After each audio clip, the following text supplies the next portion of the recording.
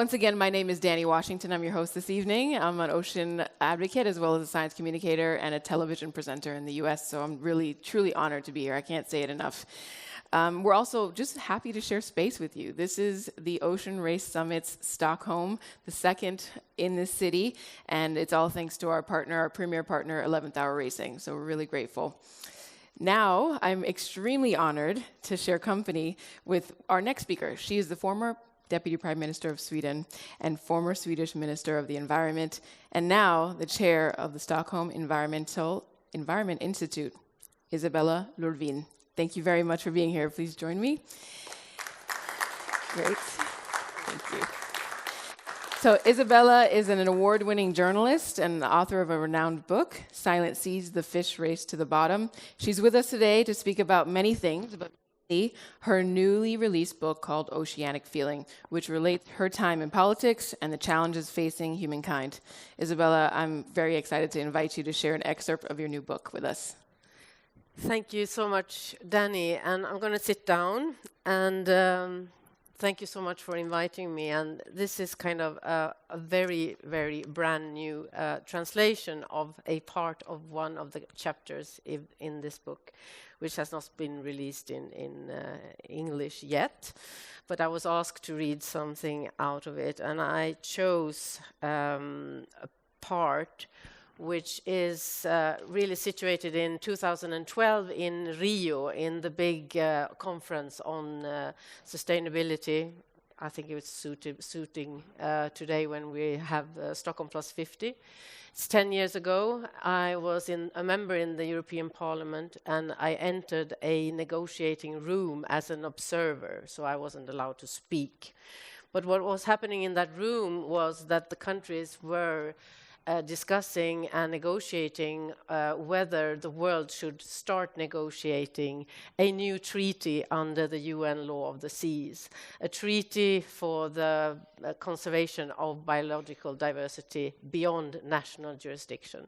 So at the very moment I entered into the room, there was a break, and perhaps you don't know, people who haven't been in political negotiations, there were some deliberations around certain words, and those words can be very, very important when it comes to these texts. Should it be a shall? Should it be a should? Should it be a could? Could it be a, for example? All these things can completely change a text or its result.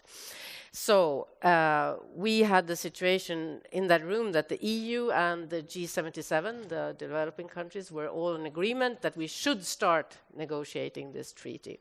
But, however, Russia, Canada, and a little bit surprisingly, the US were against. The American negotiator, a woman in a white shirt with long gray hair in a low ponytail and with a blue wool sweater over her shoulders, no doubt to endure the ice-cold air conditioning, stood behind the woman from Nauru, pointing at the screen and suggesting changes to the wording. The people behind them followed what was going on with the text, mumbled a word or two, furrowed their brows, nodded, pondered. What was at stake was almost immeasurable and would affect the whole world, but the stumbling block for the original text seemed to be domestic politics. The United States had a presidential election coming up in a few months. President Obama was battling strong headwinds and facing a real risk of not being re-elected. A guy from Greenpeace in a Hawaiian shirt hissed to me, "Last week, the Tea Party movement took out a full-page ad accusing Obama of secretly selling off American oceans and sovereignty to the UN. If he wants to win the election, he can't afford to sign. The conservatives will use any means necessary to portray him as weak. In the Fox News world, the UN is some kind of global communism that has to be fought back." The scene before me, the groups of people in the row of seats in front of the glowing laptop screen with a handful of words being tweaked and retweaked, the way they whispered among themselves, the way someone leaned forward and pointed to some word on the screen that could be crucial to life on half of our planet, suddenly reminded me of Leonardo da Vinci's famous painting, The Last Supper. The whole room vibrated with tension, with the magnitude of this historic occasion. Would the United States successfully persuade the nations around the computer to bury the new treaty and instead relegate the discussions to a so-called ad hoc, informal, open-ended working group for areas outside national jurisdiction? Would Russia and Canada go against all the other countries just to protect their own fossil fuel industries, which wanted to be able to plan new Arctic exploitation without UN interference? Or would the world reach an agreement on what everyone knew was best for the planet and humanity as a whole? The discussions dragged on. I stayed in the room until a proposed text from the US so upset the EU that the EU negotiator accused the US of insulting the participants' intelligence. And the Brazilian chair adjourned the meeting. So, Thank you, Isabella. I'm going to join you over here. And wow. I could add that Yes. these negotiations are still ongoing. Aha. Wow. And why did you choose that excerpt out of everything else you could have chosen in the book? No, I think it has good relevance on the question of ocean rights and why we can't protect what is actually our common heritage. That there's national interests, that there's kind of the mechanisms of agreeing internationally are based on consensus. So anyone who wants to just throw in their veto can stop all the negotiations. And those that want to protect what actually belongs to all of us and all future generations must adjust to that. And we need to I think on the global commons, which is Antarctica, with the ocean, also the atmosphere and the climate, even space. But we need to really think about hard how we can have more effective mechanisms of governance for those. Definitely. And I feel privileged because I had a chance to read some of the translations myself, thanks to Johan, our Summit's director. Thank you for translating, by the way. One thing stood out to me that I read. It said, what then is the reason why we as a society did not put a stop to this long ago? How can we see off the branch we are sitting on? Why can we as a global community only agree for the common good of all? That really resonated with me because I think that's a poignant question that a lot of us who are in the environmental, advocacy space, probably many of us in this room, probably ask ourselves all the time. Why can't we do this as a community? And I think over the last few centuries, my theory is that many people have lost their fundamental connection to nature and lost sight of what's really, truly important. And one of my dear friends and marine biologist named Dr. Wallace J. Nichols wrote a book named Blue Mind. And it's also a very similar concept to your new book because it's all about the feeling of what the ocean water brings to our lives and how it transforms the way we act and interact with others.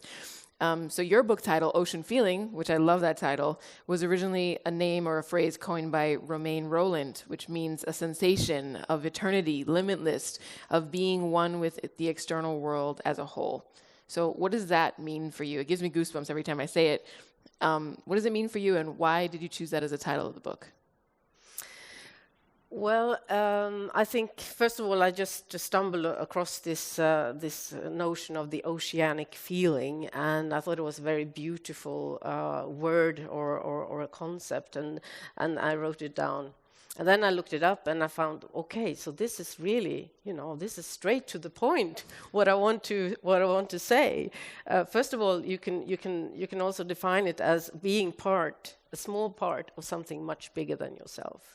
And when you kind of feel that your boundaries go away, vanish, because you're one with nature. But it could also be being one with your cause. I mean, what you're doing when you are part of a community that is actually working for a higher cause. And I think so many people find so much kind of meaning and value and meaning, a sense of why we're here once they start working for something that feels good in your stomach. And I think the oceanic feeling is something that we should be talking about, because I think almost everyone recognizes that feeling.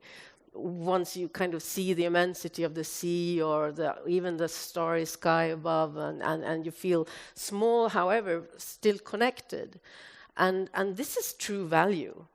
On the other hand, what is really now guiding us in all our decisions is other types of values, which is always expressed in economic terms, or efficiency, or, reducing the time spent on this and that. While we know that, having some time, taking some breaths, standing alongside a beautiful beach where you have the healthy ocean, that is actually worth something. Yes. Yes. It's worth a lot. Yeah. So I think, and also I've been into politics now for 12 years, and the book, I try to identify, so why are we not acting on all the knowledge, all the science that we have? And on the other hand, I've seen, we have the tools, we have the technology, we have even the money and the financial means, but we're not using it. So what's lacking? What's in that kind of non-action gap? Why are we not acting? And I think it's because we're not talking about like the moral compass of what we need to do. Young people are doing that. They are really pointing at us and saying, what is your right to destroy the world I'm born into, and I'm going to have children, and this is your, you are destroying this in one generation. They are using all these kind of natural instinctual moral words.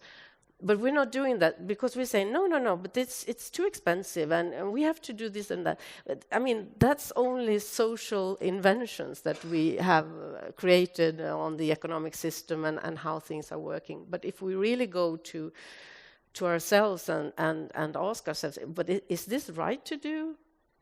And normally we say, no, it's not. And we heard all the guests here earlier on describing exactly the same thing.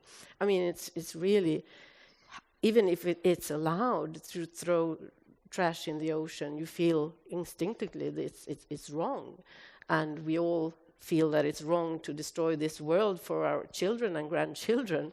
But why do we continue doing that? And I think one missing piece in our conversations and in our discussions is also talking about the beauty, the kind of the humanity being a part of life itself. We're not outside of life. We can't have this approach to the planet as we are the owners and we should just exploit it. We are part of it, and if we destroy it, we destroy ourselves. Oh, wow. That is so important to recognize. I was recently in Chile a couple months ago and had a chance to go on top of one of the mountains. That's beyond, 9,000 feet above sea level. And seeing the night sky up there was similar to the same feeling that I feel when I look out at the ocean on the horizon. It's just, you feel like a tiny little speck in a mass universe. And kind of capturing that feeling is difficult sometimes to verbalize, to articulate. But I think in meetings, important meetings, especially the meetings you've been to throughout your extensive political career, we need to acknowledge that feeling more often in those spaces, because I think a lot of people get lost and forget it just in the heat of the moment. So your first involvement in the very first UN Ocean Conference, you helped to create it. It culminated, you negotiated a document for Our Ocean, Our Future, Call for Action. And it was a cross-border and cross-sectoral document. What has it changed, and did it bring momentum to ocean protection? And is there hope after the Rio conference that you mentioned in 2012 and 50 years after Stockholm? Well, I think the reason we took the initiative of the first UN conference that was held in New York in 2017 was because we see that approaching the problems of the ocean one by one, which the UN system now currently does, mostly, I mean, you have shipping, IMO, you have fishing, FAO, you have pollution, UNEP, etc., etc.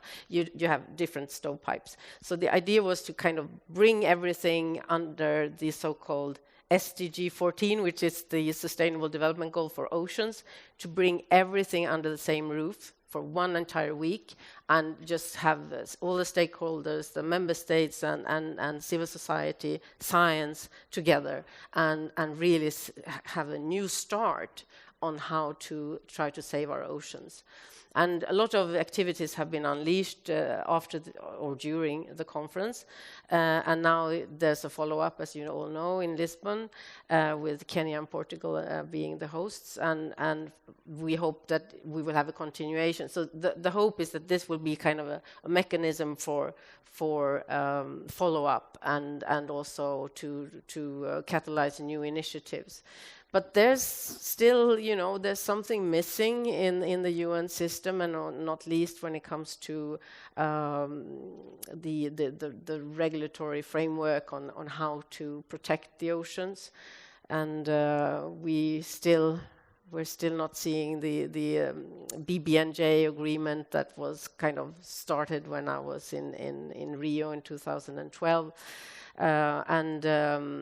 We need to have a lot more attention to the ocean, and I think that was one of the successes of the UN Oceans Conference, that they really brought attention to one of the SDGs. And of course, the SDGs are all interlinked, and we can't have a healthy planet and healthy climate without a healthy ocean. So we have to bring in all these aspects.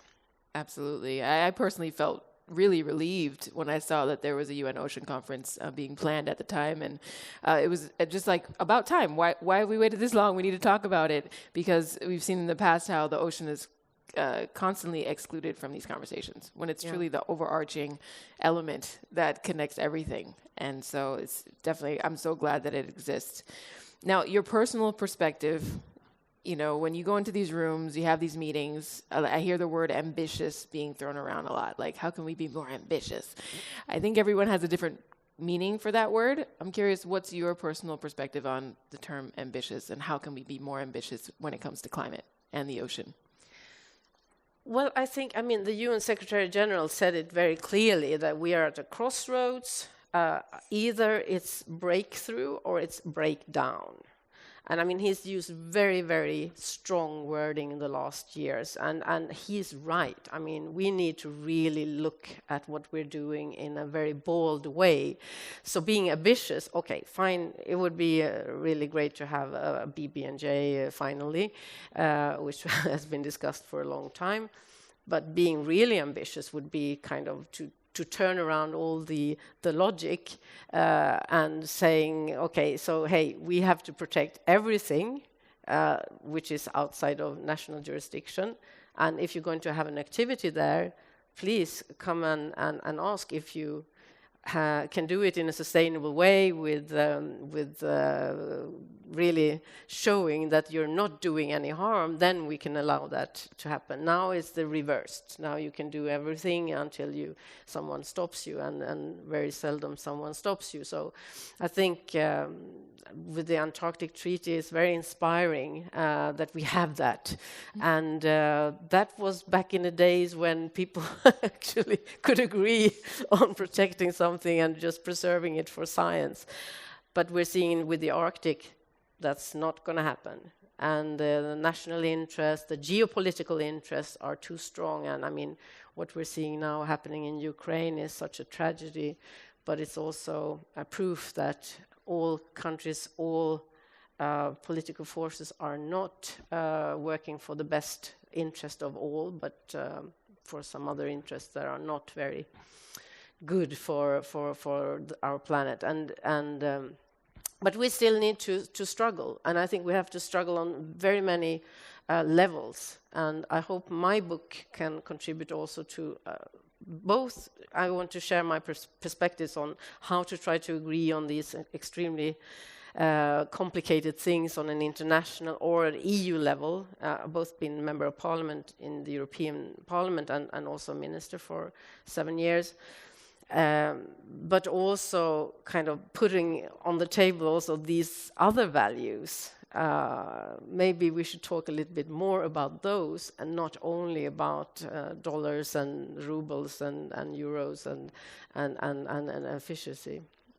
Yes, definitely. I mean, that's a valid point. And when at some of these meetings, I've personally had an experience of just feeling like it's just blah, blah, blah. People are talking and they're not saying anything, and we're not reaching an end goal, an agreement of some type of, something.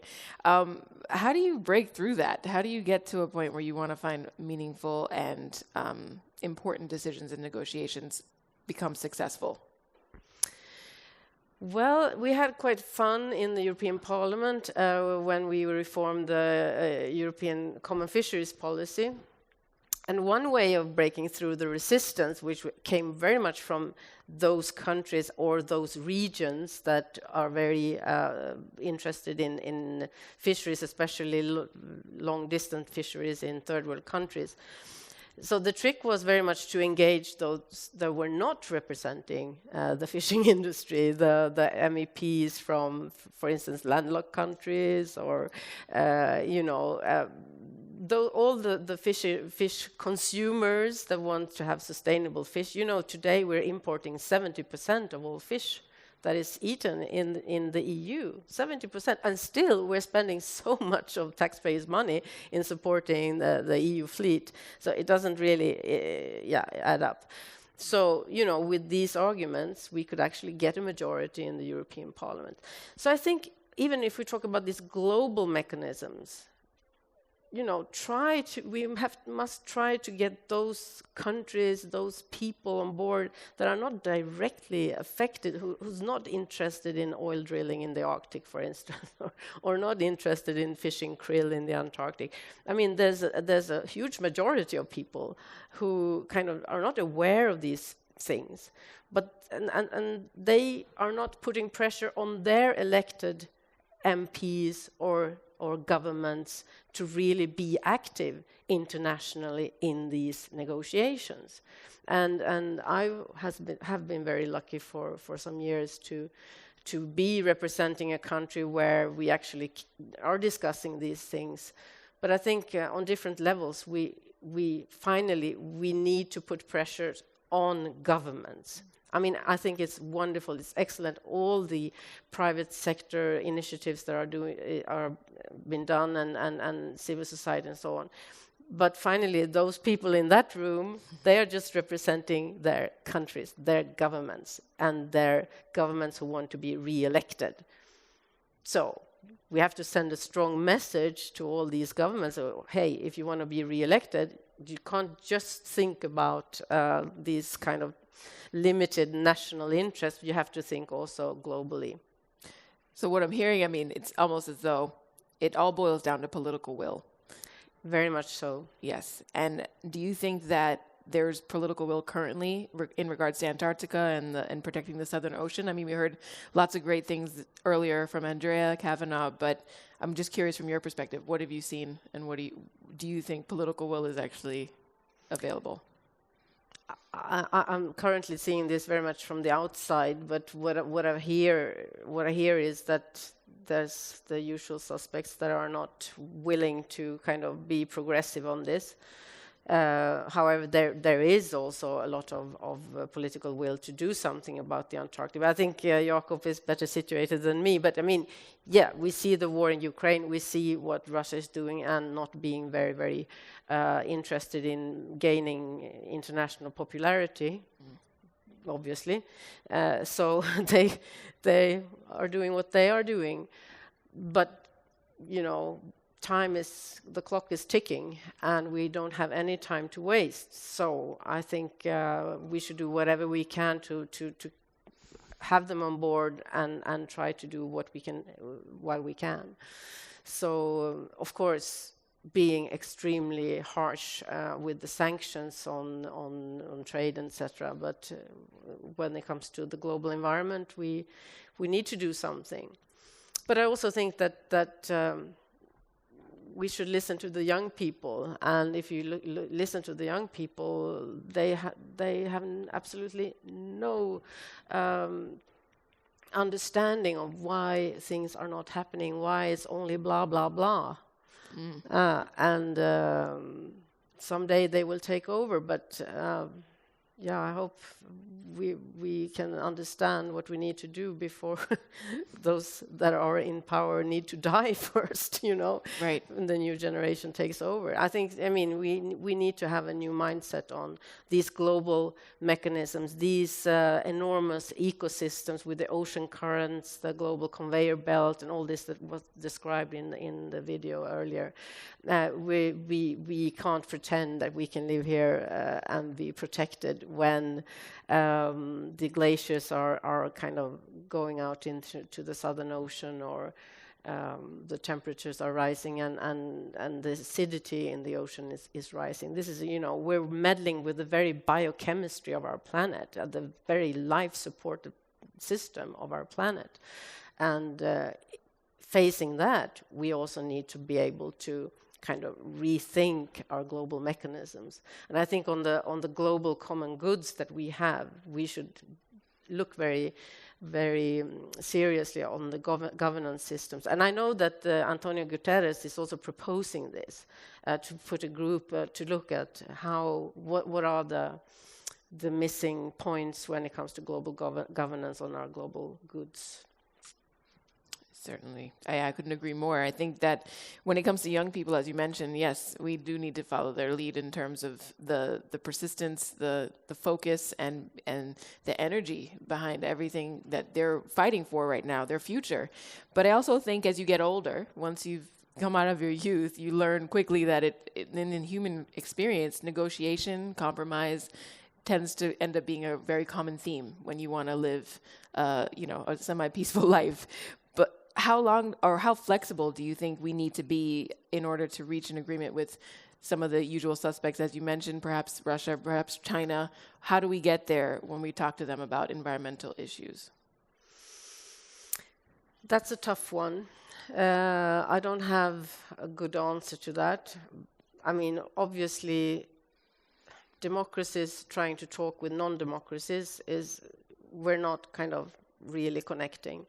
And you don't know really the mechanisms behind the negotiator that you're meeting. You seldom get a straight answer and so on. But we need to have the channels open and try to create understanding from our point of view, and kind of showing that it's for the common good, for the interest of us all as humanity, that we really get the results, for instance, on the MPAs in the Southern Ocean. But I'm currently not that much into the details of what's happening, so I think others can answer that better. Absolutely. Well, you've seen climate change effects firsthand, in person in Greenland, and you mentioned that in your book, and it made you feel very anxious. And how do you feel knowing it's also happening in Antarctica, the same type of, glacial melt and all the calving that happens, and in the Southern Ocean? We know that it's our biggest climate regulator on the planet, right? Almost like the AC of the planet. But again, it inspires, when you see images like we saw earlier, it creates eco-anxiety. At least I feel that way as well. Can you talk a little bit about what does it feel like for you when you see these images? I get very sad, actually, and afraid. I was in Greenland in 2013, and I met a guy who wanted to take me to a glacier, and he was from Greenland, and he knew all about it. And we walked and walked and walked and walked and walked, and he was like, yeah, but we should see the glacier from here. And no, we didn't. And we continued walking, so the glacier there had retracted some well, I don't know, a few kilometers, since he'd been there lost, and that was 5 years earlier. And so he was shocked at that moment. I've seen the same thing in Bolivia. I've seen how there's a kind of a lift for skiing. You can go downhill skiing, but there's no ice there anymore. So you just have the lift there. So it just disappeared the last few years. And of course, these are rather tiny glaciers compared to those that we see from Antarctica. And it's enormous forces that are in movement, and we should be very, very respectful and really see how this is potentially going to affect the whole world in an extremely bad way. I also visited some of the small island states that are not more than a couple of meters with the highest point above sea level. And Kiribati, for instance, where they are, in fact, planning very practically to evacuate the islands. And the slogan for the young generation is migration with dignity. And they have so they bought land in Fiji. So there's some land for them to move to eventually. But I was there, and practically no one is planning to have their future in Kiribati from the young generation. So they're all going to New Zealand, to Fiji, to Australia. And this is, it's heartbreaking, because it's really a very special culture, and they preserve their culture. It's really no tourism there at all, and it's a really special country. But it's just a couple of meters above sea level, and they're already, they're digging up sand from the seafloor in the atolls, the basin there, and putting on land. It's horrible. So yes, you ask me how I feel, but I feel really, really a great sadness. Yeah, I mean, it's a harsh reality for our island brothers and sisters out there. Absolutely. Who are but facing it. Just if I may say also, it also gives me a lot of energy to continue fighting for this, because I mean, once you realize that what's happening, the best medicine against that sadness is to do something. Definitely. As far as doing something, voting obviously is a big game changer in a lot of different nations around the world. And for those who are not in island nations, who don't have this, impending crisis on their doorstep, how do we activate people to care and take action, not just as individuals, but also corporations and industry? You're right. I mean, if you want change, you need to vote for change. This is one very, very important message, because you can't expect change if you kind of, but I still think something else is more important.